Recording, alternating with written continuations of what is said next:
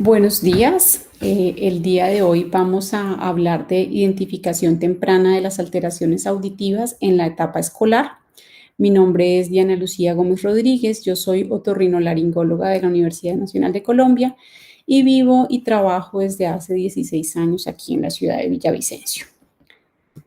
La detección de las alteraciones auditivas en los niños es supremamente importante porque en esta etapa, la etapa escolar, sobre todo al inicio, se está dando el desarrollo de las habilidades auditivas y comunicativas o completando este desarrollo de estas habilidades.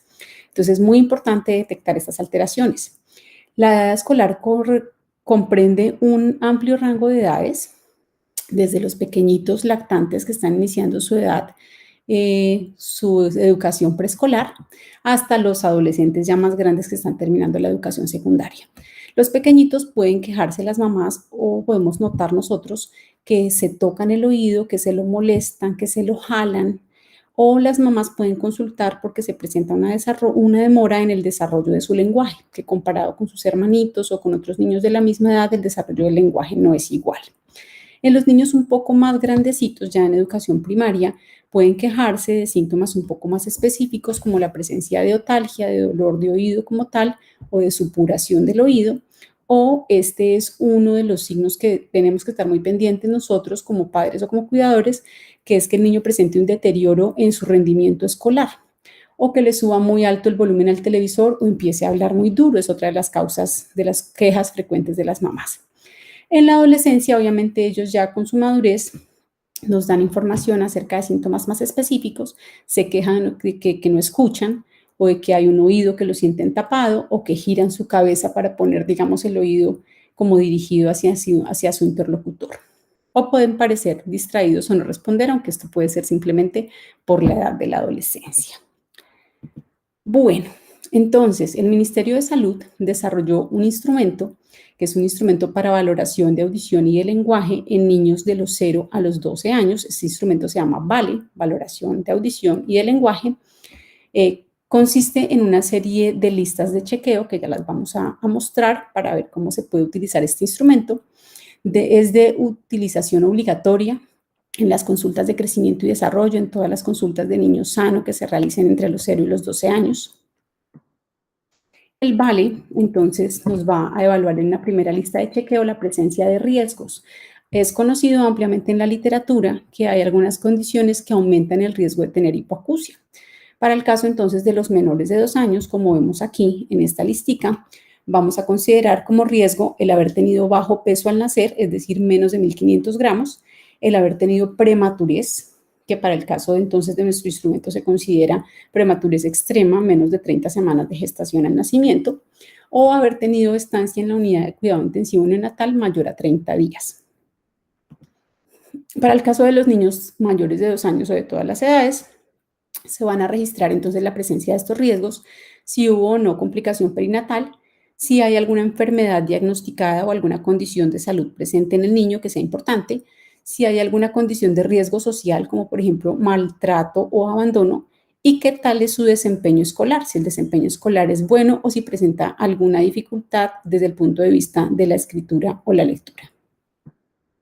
Una vez se han registrado entonces estas evaluaciones del riesgo, el evaluador, médico, enfermera, fonoaudióloga, puede entonces realizar una inspección de las condiciones estructurales. Vamos a ver simplemente algunas estructuras que tienen que ver con el desarrollo de la audición en el lenguaje, como las orejas, los labios, el paladar, la lengua. Y vamos a registrar entonces si están todas indemnes, íntegras, sin ninguna alteración, o si se presenta alguna alteración como las que nombramos aquí, como la atresia oral. Entonces vemos, por ejemplo, este chiqui con una orejita derecha atrésica, mal formada, que no tiene una formación adecuada, que no tiene conducto auditivo externo, o si hay la presencia o no de apéndices preauriculares, o si hay, por ejemplo, una condición como el labio y paladar hendido que condicionará un desarrollo del lenguaje pues alterado, y también la presencia de disfunción de trompa de Eustaquio que causa muchas veces otitis media o otitis media en la gran mayoría de los niños con labio y paladar hendido. Entonces vamos a consignar si alguna de estas condiciones anatómicas está presente. Una vez hemos llenado estas dos listas de chequeo, ubicamos entonces la edad del niño que vamos a valorar. Aquí hay un ejemplo con la edad de 5 años y nos muestra cuáles son entonces, por ejemplo, los ítems que vamos a evaluar. Los podemos preguntar al padre o podemos buscar entonces evaluarlos dentro de la consulta. Realmente son cosas muy cortas. Por ejemplo, aquí para el niño de 5 años, de 4 a 5 años, nos muestra es si el niño repite canciones, cuentos o rondas. Entonces le podemos pedir que nos cante una cancioncita o preguntar al papá si eso lo hace. Si el niño utiliza frases de al menos 4 palabras para su interacción de lenguaje. Y si el niño utiliza reglas sociales como despedirse, saludar, dar las gracias o pedir el favor. Y simplemente entonces consignamos si están presentes o no de acuerdo a la edad. Para el caso también de los niños mayores de 3 años se hace una evaluación de la parte vestibular. Aquí está también el ejemplito. Entonces, niños de 3 a 5 años se puede preguntar a los padres o observar de manera directa si disfrutan actividades de movimiento del cuerpo, como correr, columpiarse, girar, dar botes o saltar. Esto es lo más frecuente que nuestros niños incluso durante la consulta estén moviéndose frecuentemente y podamos evidenciarlo. Y podemos preguntar al papá también si el niño camina recto, sin inclinarse hacia los lados o si se cae con frecuencia. Esta es la valoración vestibular. Una vez entonces hemos hecho la valoración entonces de audición y de lenguaje y la valoración vestibular, entonces vamos a interpretar nuestros resultados. Si no tenemos ninguna presencia de condición prenatal o perinatal, no hay ninguna alteración estructural y el niño cumple entonces todos los hitos del desarrollo del lenguaje para su edad, pues se considera que pasa. Cuando hay alguna presencia de condición prenatal o perinatal positiva, por ejemplo, el tener prematurez extrema, o por ejemplo, cuando hay una condición estructural como tener labio y paladar hendido, o si tenemos más de una respuesta negativa en la valoración para la edad, entonces se suman esos puntajes y se considera que se puede presentar una falla. Cuando el niño pasa, se continúa el seguimiento entonces adecuado para las consultas de niño sano de su edad, y cuando presenta una falla debe ser remitido a valoración audiológica con tecnología dura. Son exámenes audiológicos clínicos de los cuales vamos a hablar más adelante.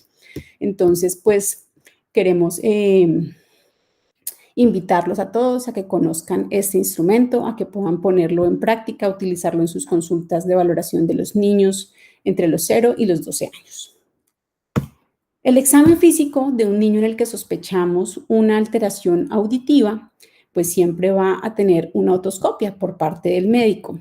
Requerimos entonces de que haya una luz adecuada, de que utilicemos un conito de otoscopia que sea el más adecuado para el tamaño del conducto auditivo del niño que vamos a examinar, el más grandecito posible, que ojalá no haya presencia de cerumen y más vamos a hablar más adelante de cómo podríamos extraerlo en caso de que lo haya y no nos permita un buen examen físico, y debemos conocer la anatomía normal de estas otoscopias. Entonces aquí tenemos un ejemplito de una otoscopia normal de un oído derecho.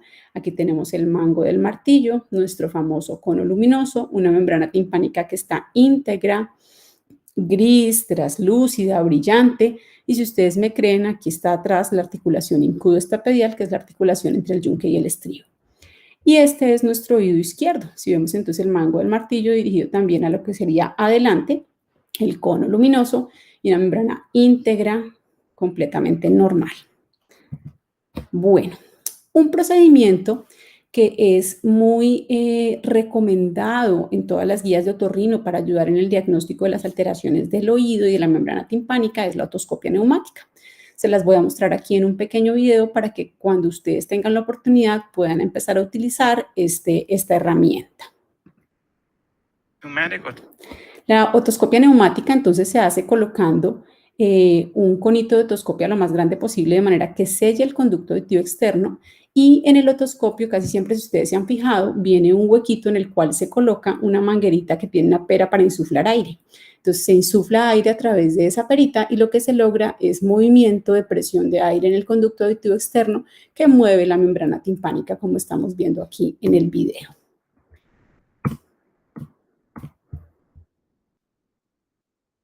Bueno, ahora vamos a hablar de los exámenes audiológicos como tal, los exámenes entonces que podemos utilizar para evaluar a los niños que sospechamos que tengan alguna alteración auditiva. En el caso de los niños menores de 2 años se van a realizar lo que llamamos audiometría infantil. Es una serie de procedimientos de acuerdo a la edad realizados por una audióloga, requieren de experticia, paciencia para manejar estos niños que son pequeñitos y que a veces no tienen pues toda la colaboración y toda la atención durante tanto tiempo. Se pueden utilizar desde audiometrías con reflejo de orientación condicionado, como vemos aquí, que es una audiometría generalmente en niños menores de 2 años, donde se le pone al niño en las piernas de su papá o de su mamá y se le presentan estímulos sonoros desde la parte de atrás para ver si presenta entonces movimientos, digamos, de su cabecita buscando el sonido cuando se presenta el estímulo auditivo. Y también en niños un poquito más grandecitos se pueden realizar audiometrías con refuerzo visual o condicionadas por juego. En la de refuerzo visual se trata de una herramienta que es un panel donde se presentan estímulos auditivos, pues, digamos, reforzados con estímulos visuales. Una vez se presenta el sonido, se prende una luz o se da un refuerzo visual para que el niño, digamos, mantenga más su atención y busque, digamos, la presencia de la lucecita o del refuerzo visual una vez se presenta el sonido. También se pueden realizar audiometrías condicionadas con juego, que son como vemos a este chiqui de aquí, con sus audífonos en la cabina zona amortiguada y se le pide entonces que realice alguna actividad con las fichas cuando escuche el sonido. Bueno, para el caso de los niños mayores de 5 años ya se puede realizar una evaluación con la audiometría tonal, que es nuestro examen común y corriente también que vamos a ver en los adultos, en una cabina zona amortiguada, utilizando auriculares, evaluando cada oído de manera independiente y haciendo estimulación de la vía ósea y de la vía aérea. Las ondas sonoras, movimiento del aire que lleva las ondas sonoras, estimula la vía ósea, que es toda la parte de movimiento, digamos, de estructuras óseas de nuestro cráneo y del peñasco temporal, y estimula la vía aérea, que es la transmisión a través del conducto auditivo externo y el tímpano. La audiometría tonal se nos va a mostrar entonces en el resultado de esta manera. Tenemos entonces un eje que nos va a mostrar entonces la intensidad en decibeles y otro eje que nos va a mostrar la frecuencia en hertz de los sonidos que están siendo presentados en la audiometría. Aquí tenemos los signos que se van a utilizar para mostrar el oído derecho en rojo, vía ósea y vía aérea, oído izquierdo en azul, vía ósea y vía aérea. Y nuestro resultado normal pues va a estar entre 0 y 20 decibeles. En esta parte de aquí vamos a tener nuestro resultado de una audiometría tonal normal. Bueno, cuando no tenemos audiometría normal, cuando hay algo de pérdida de audición, entonces aquí están los grados de pérdida de audición. Normal, como dijimos, entre 0 y 20 decibeles, hipoacusia leve entre 20 y 40 decibeles, moderada entre 41 y 70, severa entre 71 y 90 y profunda entre 91 y 120 decibeles, y cuando no hay ninguna respuesta al máximo volumen de salida del audiómetro, al máximo volumen del equipo, pues se considera una acofosis, que es una pérdida total de la audición. Otro examen audiológico que tenemos y que es muy útil para evaluar para nosotros el oído medio, la membrana timpánica, la trompa de Eustaquio, es la impedanciometría. En este examen se coloca una oliva que sella completamente el conducto auditivo externo y se aplica presión sobre la membrana timpánica, una presión de aire que ocasiona movimiento. Es algo parecido a lo que vimos en la neumatoscopia, pero obviamente un examen un poco más complejo. Lo que se evalúa es la admitancia, es decir, el movimiento, la capacidad de moverse de la membrana timpánica con la presencia del aire, si hay presencia o no de líquido en el oído medio. Entonces, por ejemplo, cuando tenemos líquido en el oído medio vamos a tener un timpanograma tipo B, como este que tenemos aquí, que es completamente plano porque es una membrana timpánica que está rígida, que no se mueve con el aire. Y cuando tenemos disfunción de la trompa de Eustaquio, podemos presentar este desplazamiento hacia presiones negativas que se llama un timpanograma tipo C. Y nuestro timpanograma normal, que es este tipo A, con esta curvita hacia arriba y hacia abajo y la punta más o menos a nivel de 0. Bueno, ya dejando de un lado entonces estos exámenes que tenemos para evaluar a los niños con pérdida de audición o con sospecha de pérdida de audición, vamos a hablar de algunas de las condiciones de salud que pueden afectar a los niños en la edad escolar. Una de las más frecuentes es la otitis media aguda. Se considera que todos los niños menores de 5 años en algún momento de esa etapa de su vida, la primera infancia, pueden presentar un episodio de otitis media aguda. En el departamento del Meta, según el ASIS, que es el análisis de la situación auditiva del país, que se realizó entre 2009 y 2014, pero se publicó en 2016, se presentaron 87.833 consultas de personas por diagnóstico de otitis en nuestro departamento, para una prevalencia de 3.948 por cada 100.000 habitantes. Y el 40.6% de esas consultas por otitis fueron en la primera infancia, que es esta parte, digamos, de los niños que nos está ocupando en este momento. Entonces, podemos tener un niño que se presenta como este chiqui de la foto, con irritabilidad, otalgia, llanto, que a veces puede que se toque el oído, con el hombro y que presente fiebre. Bueno, es un cuadro agudo de dolor y generalmente vamos a encontrar entonces al examinar en la otoscopia una membrana timpánica que está eritematosa, enrojecida, inflamada, muchas veces con este abombamiento que es por la presencia de líquido purulento dentro del oído medio, o a veces también podemos encontrar una pequeña perforación con otorrea porque se ha, digamos, ya perforado la membrana timpánica por la presencia de líquido a presión en el oído medio. Bueno, los factores de riesgo para desarrollar otitis media aguda. Se considera que existe un pico de mayor presentación de esta patología en la edad entre los 6 a 11 meses. Los niños que posean condiciones de salud como rinitis alérgica, que genera congestión nasal, aumento de moco, alteración de la función de la trompa de Eustaquio, pueden presentar mayores otitis medias aguda, al igual que los niños con paladar hendido. También el hecho de asistir a guarderías, que por estos días de COVID pues no las tenemos, no las hemos tenido durante este año, es la asistencia a guarderías que hace que ellos, digamos, tengan interacción con otros niños de la edad que también tienen infecciones gripales o virales, aumenta el riesgo de otitis media. Y esto, que es una cosa en la cual podemos incidir nosotros en advertir a los papás para que se corrija la situación, es cuando hay fumadores pasivos en casa, el riesgo de otitis media aguda en los niños se aumenta.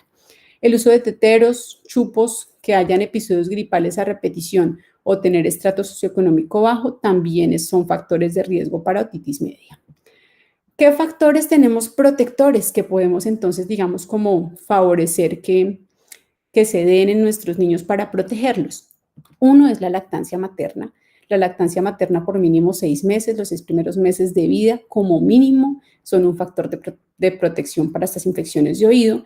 Y la vacunación completa, pero sobre todo para el caso de nosotros es muy importante la vacunación contra neumococo, porque nos ayuda a disminuir riesgo de infecciones graves por estreptococo neumonía como meningitis, neumonía y algunas de las otitis medias. Bueno, vamos a hablar del tratamiento de esta condición de salud. Esta es la guía de la Academia Americana de Pediatría del 2004, es una guía que ya tiene sus añitos, pero que sigue siendo vigente. El tratamiento entonces siempre se ha tratado de favorecer que haya tratamiento sintomático. Muchas de estas infecciones de otitis media aguda pueden ser de origen viral. Entonces se propone que para los niños que sean mayores de 2 años tengan un cuadro no severo o tengamos posibilidad de seguimiento fácil, un niño que podemos citar mañana o pasado mañana para volverlo a revisar, hagamos tratamiento sintomático con analgésico. Para el caso de los niños, entonces, que tengamos menos de 2 años, un cuadro severo, un niño que se ve tóxico, severamente enfermo, con fiebre mayor a 39 o que el seguimiento sería difícil, la idea es iniciar antibiótico cuando hacemos el diagnóstico. El antibiótico indicado es amoxicilina a 90 miligramos por kilogramo día. Esto es muy importante, que no sea una dosis menor a esa.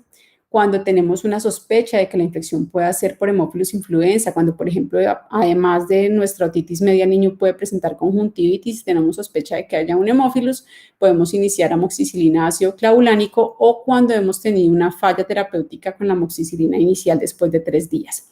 El caso de cefalosporinas o macrólidos, la idea es que solamente sean utilizados cuando haya alergia a otros betalactámicos. Bueno, ahora pasamos aquí a una segunda condición de salud que se puede presentar en los niños, que es un poco menos conocida, se llama la otitis media con efusión. El hallazgo que vamos a tener en la otoscopia es más o menos este. Si ustedes se dan cuenta, es una membrana timpánica que está íntegra, que incluso está brillante, que es translúcida, pero que se ve que hay algo detrás. Aquí hay burbujas, hay líquido, incluso se ve aquí, digamos, un nivel como hidroaéreo. Entonces, la otitis media con efusión está definida como presencia de líquido en el oído medio, sin síntomas ni signos de infección aguda. Entonces, puede ser un niño que viene por otra cosa completamente diferente a la consulta y cuando lo examinamos encontramos esto, o que es traído a la consulta precisamente porque está presentando alteraciones en la audición, porque estamos sospechando que no esté escuchando bien. Entonces, la presencia de este líquido afecta la audición y cuando se mantiene por mucho tiempo puede producir consecuencias negativas en la membrana timpánica, como la atelectasia, la retracción y el desarrollo a largo plazo de una complicación de otitis media llamada colesteatoma. En la otitis media con efusión, entonces, según nuestra guía de tratamiento, que ahí está la referencia en la diapositiva anterior, ¿qué se recomienda y qué no? Entonces, no se recomienda el uso de antibióticos, no ha mostrado que favorezca, digamos, la resolución del proceso. No se recomienda el uso de esteroides orales o esteroides tópicos, ni el uso de descongestionantes o antihistamínicos. Para el caso de los niños que tengan rinitis alérgica y además otitis media con efusión, puede que tengan en ese momento tratamiento con antihistamínico o con esteroide tópico, pero pues es para la rinitis y no para resolver el problema de oído. ¿Qué sí se recomienda? Se recomienda evaluación audiológica, entonces es importante pedir una audiometría en este niño o una impedanciometría también como examen adicional. Nos puede mostrar, por ejemplo, como en este resultado, una vía ósea dentro de límites normales, aquí arribita, y una vía aérea que está por debajo, en este oído izquierdo casi como entre 20 y 25 decibeles, y en este oído derecho casi rondando aquí los 40 decibeles.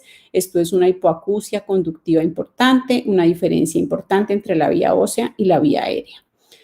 Se puede recomendar también autoinflación de la trompa de Eustaquio. Algunas maniobras de autoinflación de la trompa de Eustaquio están recomendadas en la guía. Y cuando hay persistencia de la presencia de este líquido en el oído medio que altera la audición del niño, que vemos aquí que hay una hipoacusia conductiva y que el niño está presentando alteraciones en su desarrollo del lenguaje o de su atención en el colegio, de su proceso de aprendizaje, se pueden colocar unos tubitos de ventilación que se llaman entonces tubos de timpanostomía. Es un procedimiento con anestesia general que se realiza por parte de nosotros los otorrinos. Lo que buscamos con este tubito de ventilación es evacuar el líquido presente en el oído medio y favorecer una mejor ventilación del oído medio durante un tiempo.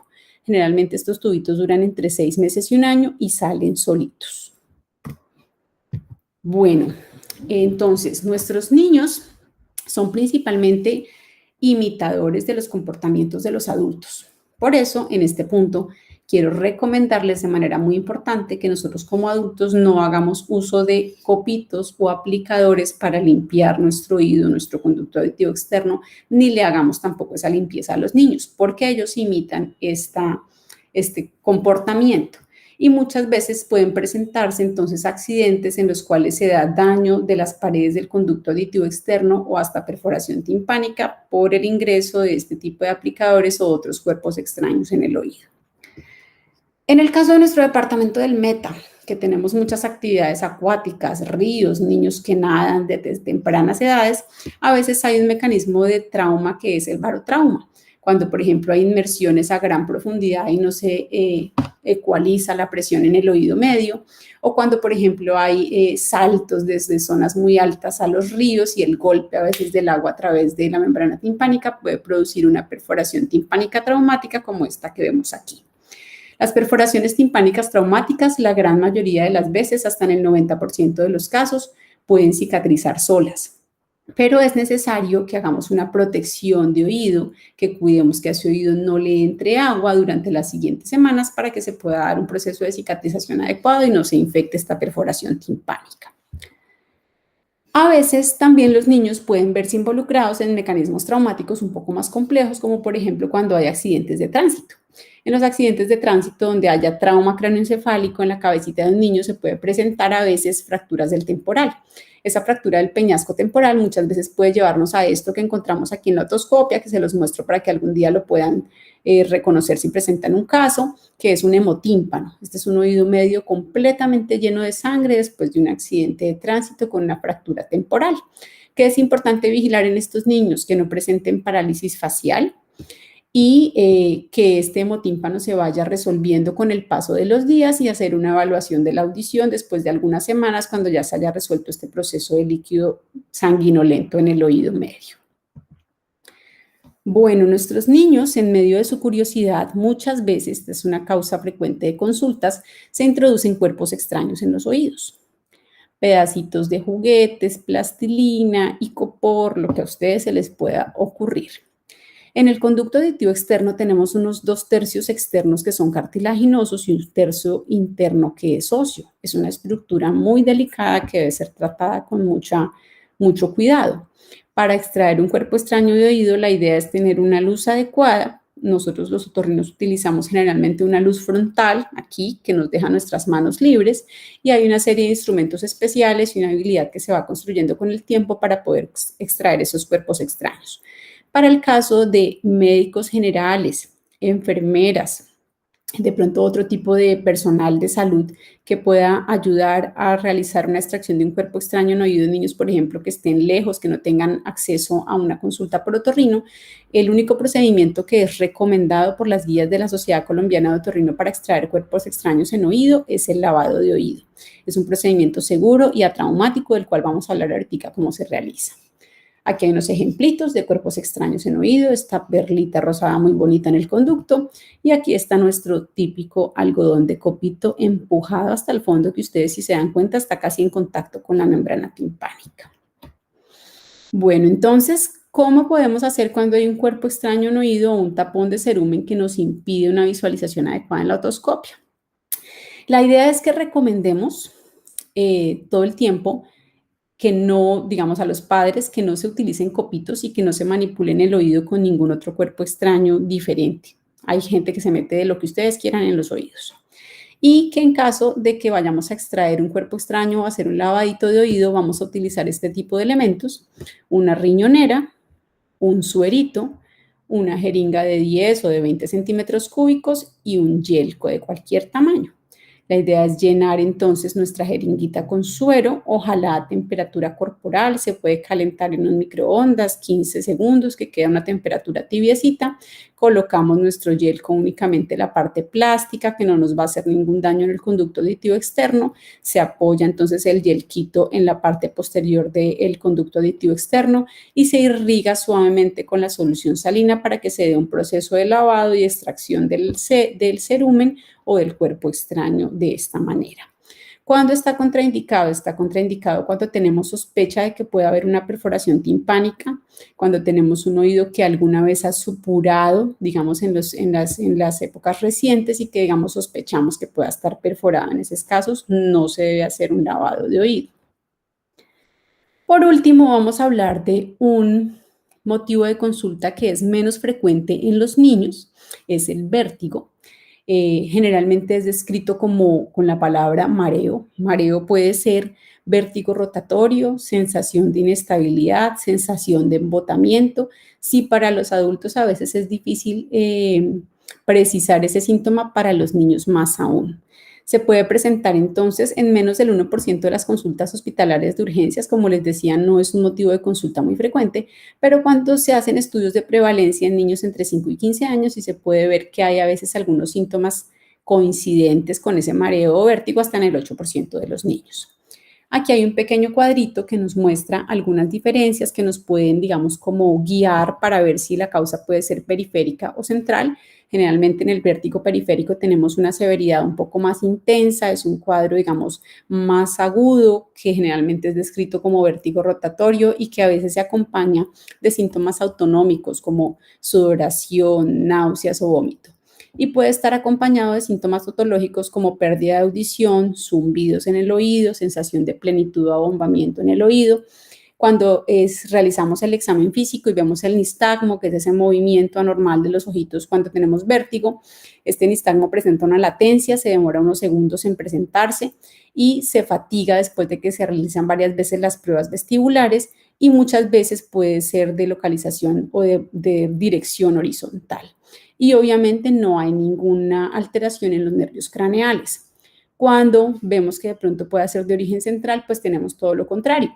Puede ser una sensación más persistente en el tiempo, menos intensa pero más larga. Puede que no haya ningún síntoma otológico Es un nistagmo que se presenta a veces en varias direcciones o en dirección vertical y que no se fatiga con las pruebas, y pueden haber algunos otros hallazgos que sean sospechosos de parálisis de nervios craneales. Entonces aquí hay que buscar más en profundidad si se trata de una causa central. Bueno, estas causas otológicas no son las más frecuentes, no son las causas más frecuentes de vértigo, pero las vamos a nombrar aquí un momentico. Hay algunos síndromes de hipoacusia congénita que alteran la audición y también alteran la parte vestibular, también alteran el equilibrio, como el síndrome de Usher, el síndrome de Pendred, el síndrome de acueducto vestibular dilatado y el CHARCH. De esto vamos a hablar más adelante en otro de los módulos más en profundidad. Y también hay algunas otras alteraciones del oído interno que pueden producir vértigo en los niños, como la neuronitis vestibular, que simplemente es una inflamación del oído interno después de un episodio viral, o la otitis media crónica o el colesteatoma, que son condiciones de complicaciones de otitis, donde tenemos entonces infecciones crónicas que van dañando, digamos, las celdillas mastoideas y las estructuras del oído interno. Y también en los niños puede presentarse, que con menos frecuencia, el mismo vértigo posicional que a veces vemos en los adultos. Aquí quiero llamar la atención porque la causa más frecuente de vértigo en los niños es una causa neurológica relacionada con migraña. Esta es la causa más frecuente, digamos, en presentación, generalmente en mujeres, adolescentes y que tengan una historia familiar positiva de migraña. Hay algunos síndromes precursores de migraña que son, por ejemplo, entonces episodios de mareo acompañados de cefalea o también episodios de mareo acompañados de dolor abdominal. Hay varios síndromes entonces precursores de migraña que podrían estar relacionados y que generalmente en la edad adulta van a terminar como una migraña clásica. Entonces, este es muy importante. Muchas veces cuando los niños consultan por vértigo es importante ver si hay historia familiar de migraña, si está acompañado de cefalea, porque es una de las causas más frecuentes de vértigo en la niñez. Por último, y no menos importante, queremos entonces invitar a todos ustedes que estemos muy pendientes de la salud auditiva de nuestros niños, que utilicemos nuestro instrumento VALE en todas las consultas de crecimiento y desarrollo, en todas las valoraciones de niño sano, que solicitemos los exámenes audiológicos cuando sea necesario, cuando tengamos una sospecha entonces de que hay una alteración auditiva en alguno de los niños que estamos evaluando, y que le demos estas recomendaciones, las tengamos en cuenta tanto para nosotros, nuestros hijos y los padres de los niños que veamos. Evitar juguetes para niños que produzcan altos niveles de ruido, los juguetes que sean muy ruidosos o que los niños puedan acercárselos mucho a los oídos, pueden producir alteraciones. Evite sentarse cerca de parlantes o de amplificadores en eventos, en conciertos, en reuniones.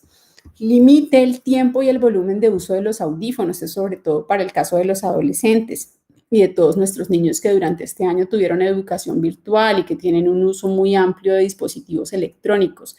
El uso de los audífonos debe ser por poco tiempo y ojalá con menos del 60% del volumen.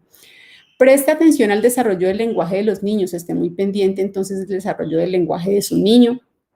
Y si sospecha en algún momento pérdida de audición, consulte pronto a médico o a fonoaudiología. Y favorezca y valore ambientes silenciosos, disfrute del silencio y enseñe a sus niños que el silencio es también un ambiente agradable e importante para proteger la audición. Muchas gracias por su atención. Aquí están algunos de mis contactos, correo y cuenta de Instagram para que cuando necesiten cualquier cosa en las que puedas ayudarles o resolverles alguna duda, con todo gusto. Muchas gracias por el tiempo que dedicaron a ver esta presentación.